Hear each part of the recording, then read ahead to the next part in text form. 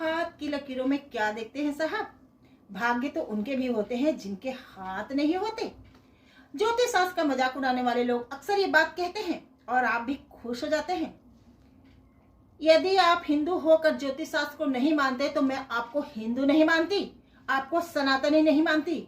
अरे सनातन धर्म ही ऐसा धर्म है जिसके ऋषि मुनियों ने पूरे विश्व में अकेले, जिसके ऋषि मुनियों ने कोई नहीं कर पाया, सिर्फ भारत के लोग ही कर पाए।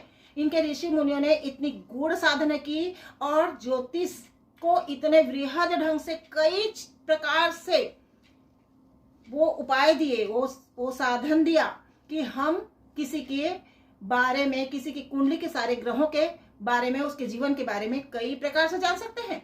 जिनके हाथ नहीं होते उनके माथों की लकीरों से, उनके फेस से, उनके चेहरे से, चेहरे के बनावट से, उनके पांव की लकीरों से, उनके हस्ताक्षर से, उनके बात करने की शैली से, उनके चाल, उनके चलने के ढंग से, उनके घर के वास्तु से, समुद्र शास्त्र के अनुसार व्यक्ति की एक एक उंगलियां, एक एक शरीर की एक एक बनावट आपकी कुंडली के ग्रहों को बताती है।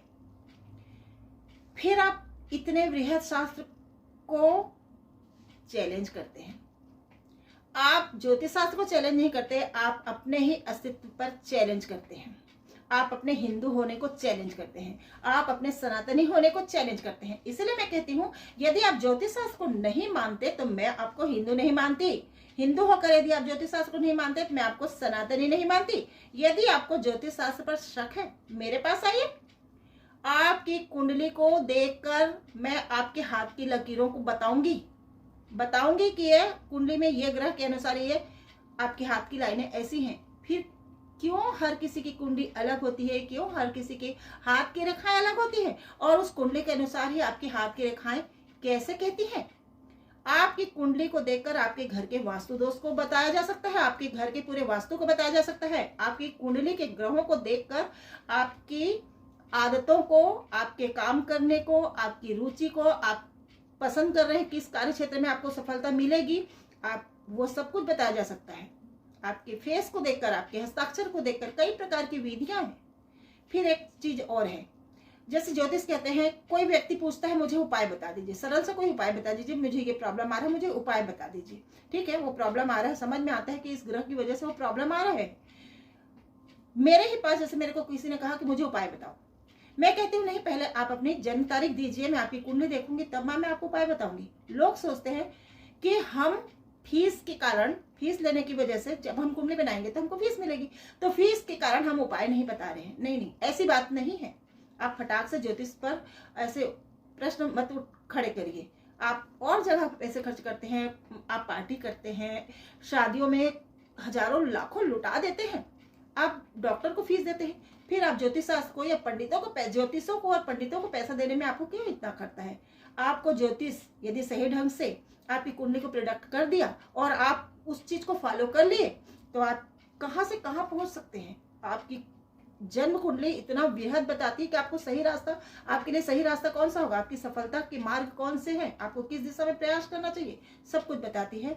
यदि आपको कोई ज्योतिष कहता है, या मैं ही कहती हूँ कि नहीं आप पहले अपनी जन्म तारीख दीजिए, उसके बाद मैं उपाय बताऊंगी, उसका कारण यह है कि देखिए, यदि आपकी कुंडली में कोई ग्रह कमजोर है और मैं उसी का ही दान आपको करा दूं तो आपकी जिंदगी में भूचाल आ जाएगा। आपकी कुंडली में 6, 8, 12 भाव में यदि कोई ग्रह बैठा है, मैं उसके रत्न पहना दूं, आपकी जिंदगी में भूचाल आ जाएगा। आपके घर में वास्तु के अगेंस्ट मैं कोई उपाय करा दूं, आपकी जिंदगी में भूचाल आ जाएगा। इसीलिए ज्योतिष कहता है, कोई भी ज्योतिष यदि ऐसा कहता है, ज्योतिषी ऐसा कहता है कि मुझे आप अपनी कुंडली बताइए, उपाय मैं तब बताऊंगी, उसमें उसका दोष नहीं है। और यदि आप मुझे कुंडली दिखाना चाहते हैं, तो यदि सिंपल प्रोडक्शन कराना चाहते हैं, जनरल प्रोडक्शन कराना चाहते हैं, तो मेरी माँ का मंदिर है, अन्नधरी माता मंदिर कोरबा, वहां पे मैं सिर्फ एक तेल का दीपक जलवाती हूँ, 699 रुपए का मैं सिंपल प्रोडक्शन कर दूंगी। लेकिन यदि उससे डीप आपको प्रोडक्शन करवाना है तो उसके लिए समय लगता है, इसलिए उसकी फीस है। देखिए, जिस गुण विद्या को मैंने जिस साधना के द्वारा पाया है, तो मेरा जो समय है ना, मैं उस पर पूरा अधिकार तो मेरे ईश्वर का ही मानती हूँ। उस साधना, मेरे उस समय पर सिर्फ मेरे ईश्वर का अधिकार है, और मेरी वो साधना बहुत कीमती है, उसके लिए समय लगता है, मुझे दिन और रात कम पड़ जाता है। मैं रात रात भर जाग जाग के इन साधनाओं को करती हूँ और पढ़ती हूँ। तो जिस समय पर मेरे ईश्वर का अधिकार है, उस समय को यदि मैं आपको देती हूँ, क्योंकि कुंडली डीप इंट्रोडक्शन करने में बहुत समय लगता है, यदि आपको देती हूँ तो क्या आपको फ्री में दूंगी तो क्या आपको वो फलेगा? नहीं फलेगा। तो यदि आपको पंडितों को देना पड़ता है, ज्योतिषों को देना पड़ता है, तो आपको इतना अखरता क्या है? आप इन चीजों को आवश्यक मानिए, इन खर्चों को भी आवश्यक अपने जीवन में शामिल कर लीजिए, क्योंकि यदि आप कुंडली के अकॉर्डिंग सही दिशा चुनते हैं तो आप अपनी जिंदगी में हर चीज अचीव कर सकते हैं।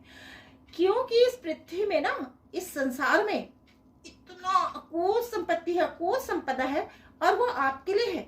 आपको पता नहीं है, इसलिए आप उन चीजों का उपयोग नहीं कर पाते। हर एक व्यक्ति मिलेनियर और बिलेनियर बन सकता है और उसका अधिकार है, क्योंकि इस संसार में इतनी अकूत संपदा है जो कभी खत्म नहीं हो सकती। हमें पता नहीं होता, इसलिए हम उस चीज से वंचित हो जाते हैं। इसलिए यदि ज्योतिष शास्त्र के शरण में जाते हैं या ज्योतिषों के शरण में जाते हैं तो उनको फीस देने से आपको खर्चा क्यों है? हाँ, ये बात सही है कि ज्योतिष शास्त्र के नाम पर बहुत सारी ठग विद्या की दुकानें चल निकली हैं, पर ऐसा तो हर क्षेत्र में है ना। देखिए, ठग छल प्रपंच तो हर क्षेत्र में है, और ये जो लोग होते हैं ना, ठग विद्या वाले लोग, ये वास्तव में वास्तविक जो ज्योतिष है, जो वास्तव में बेचारे साधना कर रहे हैं, उनके अस्तित्व पे बहुत बड़ा प्रश्न चिन्ह खड़ा करते हैं। लेकिन हर कोई ऐसा नहीं होता, हर कोई ऐसा नहीं होता। ज्योतिष शास्त्र इतना वृहद विज्ञान है कि आप इस पर प्रश्न चिन्ह नहीं खड़ा कर सकते। कुछ लोगों ने इसे बदनाम कर रखा है। ये हर क्षेत्र में है, हर जगह है, हर जगह ये चीजें। देखिए, जहाँ पे अच्छे लोग होंगे वहां बुरे लोग भी होंगे।